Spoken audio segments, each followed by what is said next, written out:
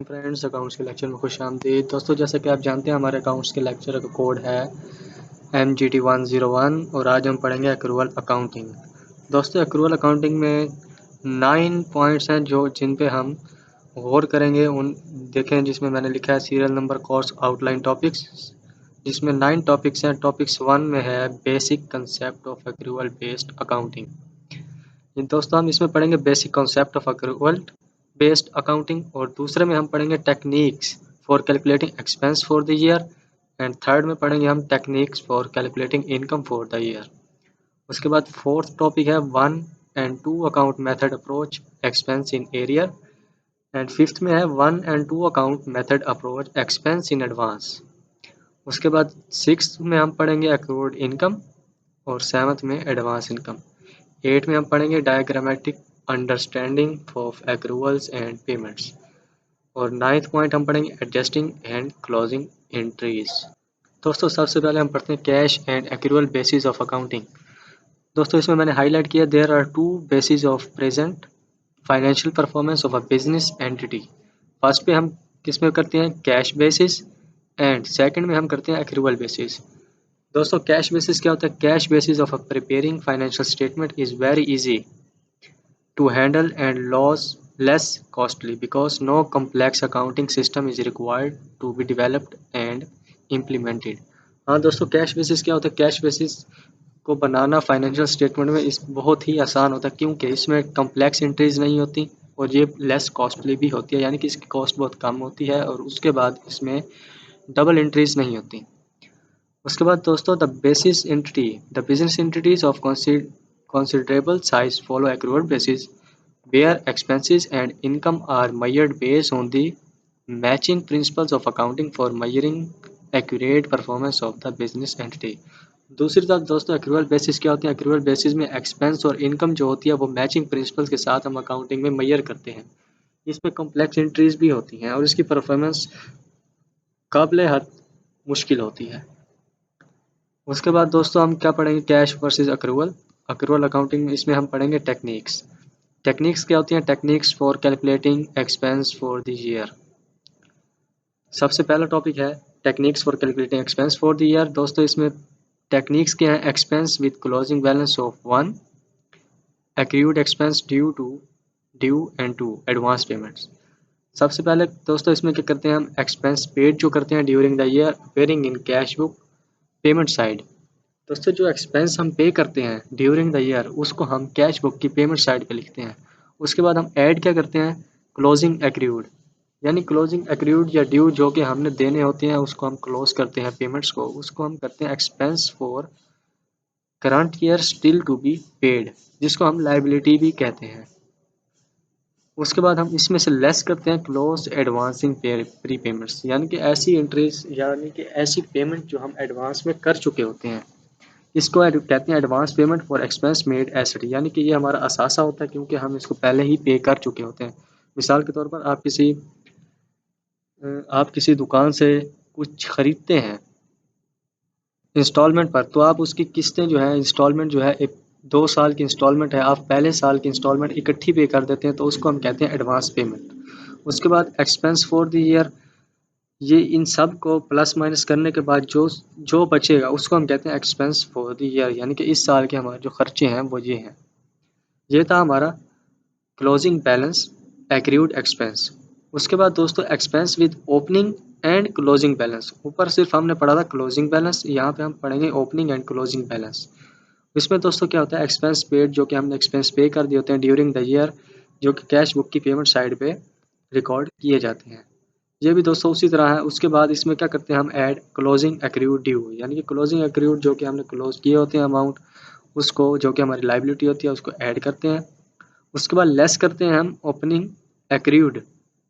जिस तरह दोस्तों आपने ऊपर पढ़ा था, ऊपर था क्लोजिंग एडवांस, यानी उसमें एडवांस प्री पेमेंट थी, इसमें ओपनिंग एक्रूड ड्यू है।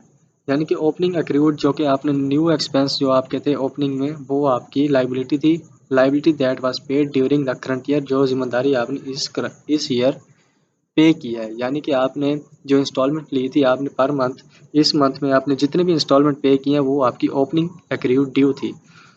उसके बाद इसमें क्लोजिंग एडवांस प्रीपेमेंट लेस करेंगे, जैसा दोस्तों आप ऊपर देख रहे हैं क्लोजिंग एडवांस प्रीपेमेंट्स यहाँ पर भी लेस किया गया और इसको हम यहाँ पर भी लेस करेंगे।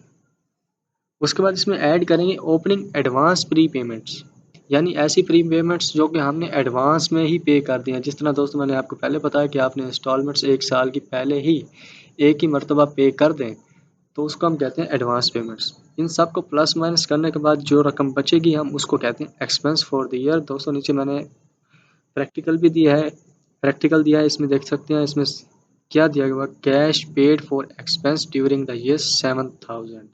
वो कह रहा है हमने कैश पे किया ड्यूरिंग द ईयर 7000 का जो कि एक्सपेंस था हमारा। उसके बाद वो कहता है opening balance of expense due was 250। वो कहता है ओपनिंग बैलेंस जो हमारा एक्सपेंस क्या है वो जो हमने अदा करना है, अभी अदा किया नहीं है लेकिन हमने पे करना है, वो है 250। And opening balance of prepaid expense जो कि प्रीपेड किया हुआ एक्सपेंस है वो हमारा 400 है जो कि हमने पे कर दिया है। उसके बाद ऑन क्लोजिंग डेट पे expense still due. Closing date पे दोस्तों आपका कुछ एक्सपेंस बचा हुआ है जो कि अभी भी आपने पे करना है, वो कितना है वो है 300। एंड प्रीपेड एक्सपेंस क्या है वो है 700 जो आपने प्रीपेड करना है नेक्स्ट ईयर। रिक्वायर्ड में देखें दोस्तों वो क्या कहते हैं prepare expense account, expense due and prepaid expense account. इसमें दोस्तों हम क्या करेंगे, मैंने आपको ऊपर बताया कि ये देखें यहाँ पर हमने ऐड और लेस किए थे, यहाँ भी ऐड लेस ऐड। इस तरह से दोस्तों हम नीचे करेंगे ओपनिंग एडवांस, जो हमने एडवांस में एक्सपेंस दे दिया है, कितना दिया था हमने एडवांस में 400। ये देखें opening balance of prepaid expense जो कि हमने एडवांस में दे दिया था वो था 400, उसको हम करेंगे डेबिट क्योंकि हमने वो एडवांस में दे दिया है। उसके बाद हम करेंगे कैश पेड कितने का 7000, cash paid for expense during the year जो कि हमने इस साल पे किया था 7000 का, वो हम 7000 लिखेंगे। उसके बाद दोस्तों क्लोजिंग में 300 जो कि closing date expense still due थे। इस साइड पे दोस्तों ड्यू की अमाउंट है और इस साइड पे देखें दोस्तों ओपनिंग बैलेंस 250। ये रहा हमारा ओपनिंग बैलेंस एक्सपेंस ड्यू 250 जो कि हमने ड्यू करना है, अभी पे करना है। उसके बाद क्लोजिंग एडवांस 700। ये देखिए प्रीपेड एक्सपेंस इस 700 जो कि हमने क्लोज करना है एडवांस में पे करके। उसके बाद दोस्तों इनका टोटल करेंगे, इस साइड का टोटल है 7700 और इस साइड का टोटल है 67, नहीं इस साइड का टोटल है 950। 950 में से हम 7700 को लेस करेंगे, जो अमाउंट बचेगी अगर क्रेडिट साइड पे हो तो profit and loss balancing figure, यहाँ पर लॉस हुआ, और अगर इस साइड पर हो डेबिट साइड पर हो तो हमारा प्रॉफिट होगा। इसी तरह दोस्तों accrued due expense account and prepaid advance expense account भी इसी तरह से ही बनाया जाएगा।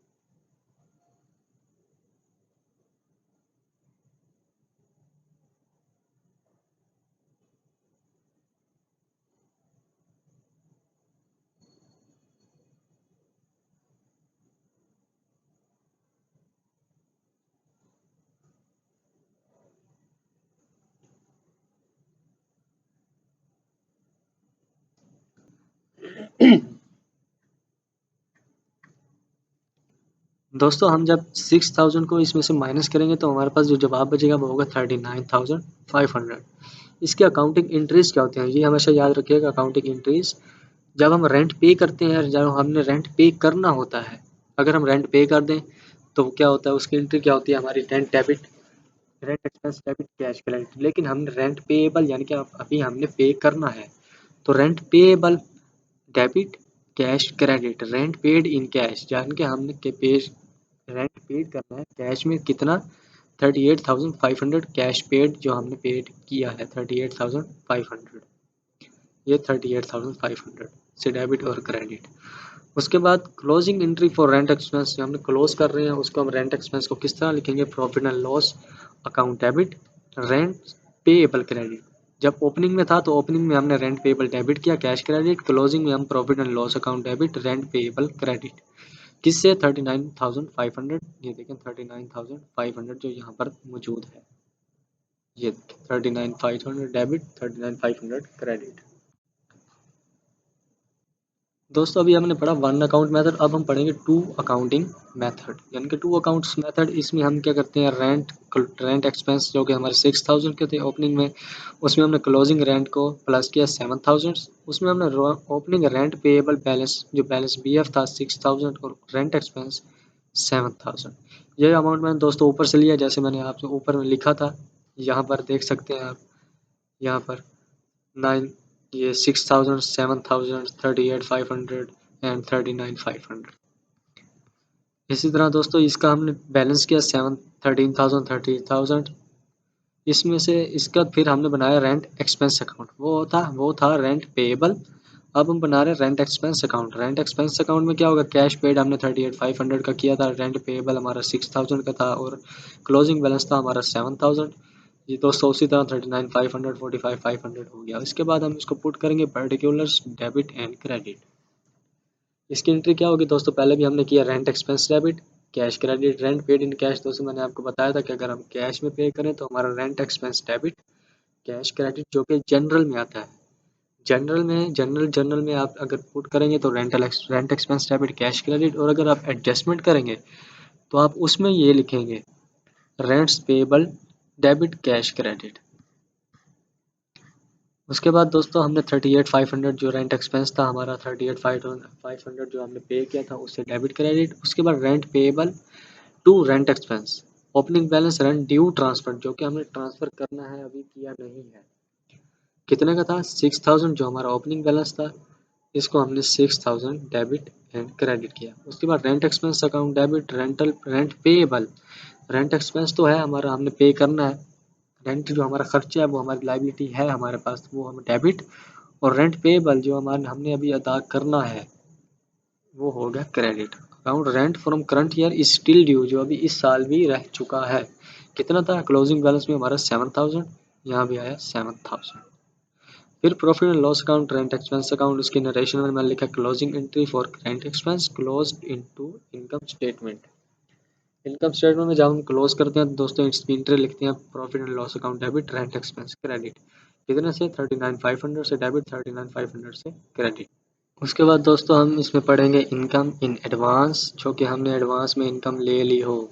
Rent is received quarterly in advance, यानी कि आपने क्वार्टरली रेंट जो था आपने एडवांस में ले लिया है। हम उसको किस तरह पुट करते हैं, उसने हमें एक स्केच दिया है, उसमें क्या है, receipt date, receipts period and amount. ये भी दोस्तों उसी तरह से अमाउंट्स, डेट्स वगैरह सब कुछ हम वैसे करेंगे, ओपनिंग एडवांस और closing advance and cash receive. Opening advance में हमने क्या किया, 9,000 जो कि हमारा 9,000 ओपनिंग था उसको 1/3 क्यों किया, वो कह रहा था cash receive during the year. हमारे पास ड्यूरिंग द ईयर उसने यहाँ पर देखें ओपनिंग में नवंबर 8, नवंबर, दिसंबर 8 एंड जनवरी 9। वो कह रहे ड्यूरिंग द ईयर 2019 का, 2009 का निकालें तो 2009 में हमारे पास सिर्फ 1 मंथ है जो कि जनवरी का है, बाकी दिसंबर और नवंबर वो 8 के हैं, इसलिए हम 1/3 करेंगे। 3,000 ओपनिंग में, क्लोजिंग में भी इसी तरह 3,500 हमारा क्लोजिंग, और कैश रिसीव्ड में क्या करेंगे हम, 9,500 plus 10,000 plus 10,000 plus 10,500 is equal to 40,000। इसको भी दोस्तों हम उसी तरह से पुट करेंगे वन अकाउंट मेथड में। किस तरह अर्नड इनकम एडवांस में जो हमने रिसीव किया है उसमें भी ऐसे ही है। देखें ओपनिंग बैलेंस हमारा था 3000, ये 3000 सा आ गया यहाँ पर। उसके बाद कैश रिसीव हमने कितना किया था 40,000, ये कैश रिसीव हो गया 40,000 यहाँ पर। उसके बाद क्लोजिंग एडवांस में कितना था 3500। दोस्तों 3000 एंड 40,000 इज इक्वल टू 43,000। इसमें से हम माइनस करेंगे 3,500 जो हमारे पास बचता है, बाकी 39,500। दोस्तों एक बात याद रखिएगा, अकाउंटिंग में आप अगर डेबिट साइड पे आपकी रकम कम हो तो वहाँ पर हम जिस अमाउंट को मैनेज करते हैं वो होती है प्रॉफिट, और अगर यही अमाउंट क्रेडिट साइड पर कम हो तो हम अगर इसे मैनेज करेंगे तो वो होगी लॉस। इस तरह इसको हम पुट किस तरह करेंगे cash account debit earned income advance rent credit. Income हो या रेंट हो इसको हम इस तरह लिखेंगे 40,000 जो कि कैश रिसीव हुआ हमारे पास, 40,000 से debit and earned rent credit. उसके बाद earned rent debit profit and loss. हमने 39,500 का अर्नड तो कर लिया, लेकिन अर्नड हम उसे कहते हैं कि हमने पैसे ले तो लिए हैं लेकिन हमने सर्विस नहीं दी, इसको हम कहते हैं अर्नड। 39,500 का रेंट हमने ले लिया लेकिन हमने अभी उन्हें किराए पर मकान दिया नहीं, एडवांस में ले लिया यानी कि, तो प्रॉफिट एंड लॉस हमारा कितना हुआ 39,500। इसके बाद दोस्तों टू अकाउंट मेथड में भी वही है जो हमने उसमें इन एक्सपेंस में पढ़ा था। इसमें भी एडवांस रेंट इनकम 30,000 3500 3,000 3500। इसमें भी दोस्तों हम उसी तरह अकाउंटिंग एंट्रीज किस तरह करेंगे cash debit rent income credit. ये है rent income received in cash, जो हमने रिसीव किया कैश में 40,000 की कैश में रिसीव की थी, ये कैश रिसीव किया था 40,000 का, तो हम इसको डेबिट क्रेडिट। उसके बाद एडवांस में हमने कितनी ली, एडवांस में ली हमने 3,000, तो हम इसको यहाँ पर 3,000 debit credit advance rent to rent income. उसके बाद rent income debit advance rent account credit. क्यों, rent receive in advance transfer from rent income. हमने रेंट रिसीव तो कर लिया एडवांस में लेकिन अभी हमने उसे ट्रांसफ़र करना है रेंट इनकम में, इसलिए हम रेंट इनकम डेबिट करेंगे और advance rent credit. Advance rent कितना था 3500 का, इसलिए हमने इसे 3500 से डेबिट और 3500 से क्रेडिट। उसके बाद rent income debit profit and loss account credit. देखें दोस्तों 39,500 से हमारा प्रॉफिट एंड लॉस प्रॉफिट हुआ था, तो हम इसको प्रॉफिट को करेंगे क्रेडिट, 39,500 को डेबिट। इसके बाद दोस्तों हम देखेंगे diagrammatic understanding of accrual and pre payments. दोस्तों ये देख सकते हैं आपने, मैंने यहाँ पर ईयर बार लिखा है, यानी कि आप इसे समझें कि ये एक ईयर बार है जो हमने सर्कल लगाया है। इसमें हम क्या करते हैं, ऐड करते हैं opening advance payments and receipts. Opening और एडवांस पेमेंट्स जो पेमेंट्स या रिसीट्स होती हैं उसको हम ईयर बार में ऐड करते हैं, यानी ओपनिंग में ऐड करते हैं। और क्लोजिंग में जो ईयर होता है उसमें हम क्लोजिंग एक्सपेंस एंड इनकम को ऐड करते हैं। याद रखिएगा एडवांस पेमेंट्स और रिसीट्स जो होंगी हम उसको ऐड करेंगे, और इनकम जो क्लोजिंग एक्सपेंस और इनकम होगी उसको भी हम ऐड करेंगे। और लेस क्या करते हैं, opening expense income, opening expense या ओपनिंग इनकम को हम लेस करते हैं, और इसी तरह closing advance payments and receipts को भी हम लेस करते हैं। Outcomes is expense income for the period. उसके बाद दोस्तों हम पढ़ेंगे एडजस्टिंग एंट्रीज। दोस्तों ये याद रखिएगा, अगर आपको ये एंट्रीज याद ना हो तो आप पेपर में कुछ भी नहीं लिख सकते। अगर आपको ये एंट्रीज याद है तो आप बड़ी आसानी से अपने पेपर फिल कर सकते हैं। एडजस्टिंग एंट्रीज में क्या होता है, एक्सपेंस पेएबल, जो हमने एक्सपेंस पे करने होते हैं उसको हम डेबिट करते हैं थ्रू एक्सपेंस अकाउंट हेड। यानी कि आपने एक्सपेंस अकाउंट हेड का मतलब ये है कि जिस हेड से अकाउंट हो, यानी कि मोटर का एक्सपेंस या बाइक का एक्सपेंस, किसी भी चीज़ का एक्सपेंस हो तो उसे क्रेडिट करेंगे। Expense payable debit to expense account credit. उसके बाद फॉर क्लोजिंग एक्सपेंस, ऊपर हमने एक्सपेंस का पढ़ा था ओपनिंग में, नीचे हम पढ़ेंगे क्लोजिंग में। जो ड्यू एक्सपेंस हम क्लोज करेंगे उसकी एंट्री क्या होगी, expense account debit expense payable credit. ऊपर हमने expense payable debit expense account credit किया था, इसमें हम उसको ऑपोजिट कर देंगे, expense account debit expense payable account credit. इसी तरह दोस्तों ओपनिंग एडवांस पेमेंट, जो हम एडवांस में ओपनिंग एडवांस ले लें उसमें हम क्या करते हैं, एक्सपेंस अकाउंट है डेबिट एडवांस पेमेंट क्रेडिट। और इसी तरह अगर हम क्लोजिंग करने लगे तो एडवांस पेमेंट डेबिट और एक्सपेंस अकाउंट क्रेडिट। उसके बाद दोस्तों for opening income due, income जब हमने अभी अदा करनी हो उसको हम क्या करते हैं, income debit, income receivable account credit. और इसी तरह अगर हमने क्लोजिंग कर दी हो इनकम ड्यू की तो हम income receivable debit, income account credit.